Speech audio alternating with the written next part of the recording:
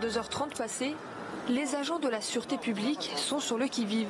Simple contrôle de police, il faudrait que vous me présenter les documents afférents à la conduite et à la mise en circulation du véhicule, s'il vous plaît. Aucune infraction relevée cette fois-ci, il procède à un simple contrôle d'identité.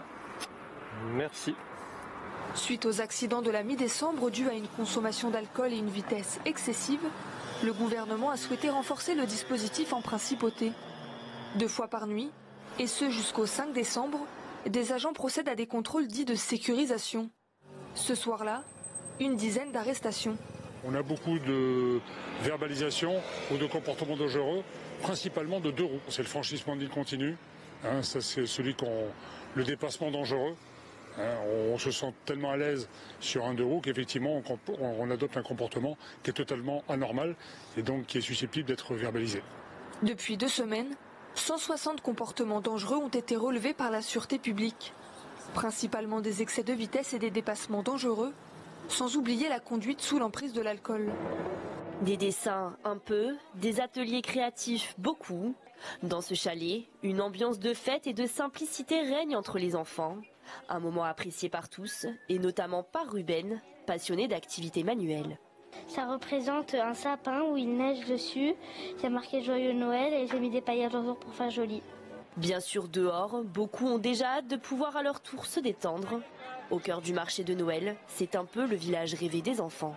Je vais faire du bricolage. J'aimerais faire des cartes de Noël. J'ai dit à mes parents, j'aimerais trop venir à Monaco pour faire le marché de Noël. Et je me suis dit que ça allait être joli. Tout au long de l'après-midi, la parade des bouffons colorés n'a cessé de déambuler, de quoi émerveiller petits et grands. Un réveillon du Nouvel An qui continue bien évidemment ce soir et qui s'annonce déjà riche en émotions et en couleurs. Pour lutter contre les dangers de l'alcool au volant, spécialement chez les jeunes, BeSafe multiplie les actions de prévention. L'association dispose également d'une navette. Navette BeSafe, bonsoir. Vous avez essayé de m'appeler ? Bonsoir. Oui, est-ce que je peux reprendre un BeSafe, s'il vous plaît ? Celle-ci propose de ramener gratuitement chez elle les personnes ayant consommé trop d'alcool et qui ne peuvent prendre le volant dans leur état. Alors là, on se dirige vers la Rascasse et on va récupérer une jeune fille qui m'a appelé il y a 5 minutes.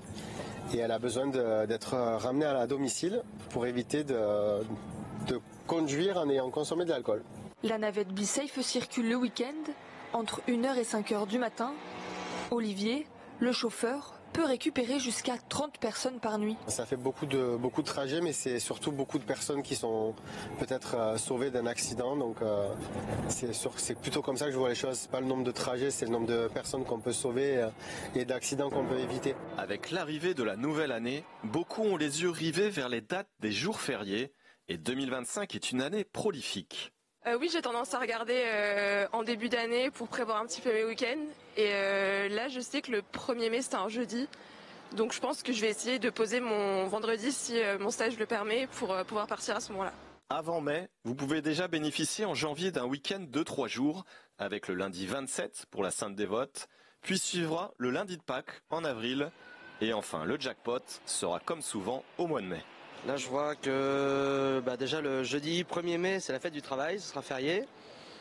Je me rends compte aussi que le jeudi 29, c'est l'Ascension.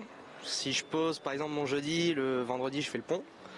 Donc j'ai un week-end de 4 jours. Et c'est la même chose pour l'Ascension. Donc c'est une très bonne chose parce que dans le mois, je gagne 4 jours de travail déjà. Arrêter de boire de l'alcool durant un mois provoquerait de véritables effets bénéfiques pour le corps, tels l'amélioration du sommeil, la perte de poids ou encore un meilleur souffle. Et 80% des personnes pensent se sentir mieux dans leur corps et dans leur tête. Et cette coupure permet de faire une réflexion globale sur sa consommation d'alcool. 6 mois après, c'est vrai qu'on a retrouvé qu'ils ont amélioré le refus de boire, par exemple, lié à la pression sociale ou bien lié au soulagement émotionnel. C'est-à-dire ne pas être bien de boire un verre. On peut dire non, on peut refuser. Comme ça peut diminuer aussi la fréquence de consommation hebdomadaire d'alcool, généralement les gens se donnent 1 jour de moins sans alcool par semaine, ce qui est considérable. Le fait de mettre son corps et le foie, surtout, passe l'alcool au repos. Les habitudes changeraient donc chez les consommateurs après ce mois d'arrêt, provoquant une diminution de leur consommation sur l'année.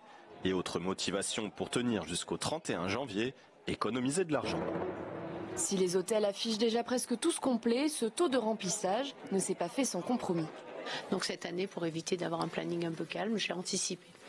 Alors là, j'ai du 26 jusqu'au 2, on a un très beau taux de fréquentation, j'ai l'hôtel, je suis complète.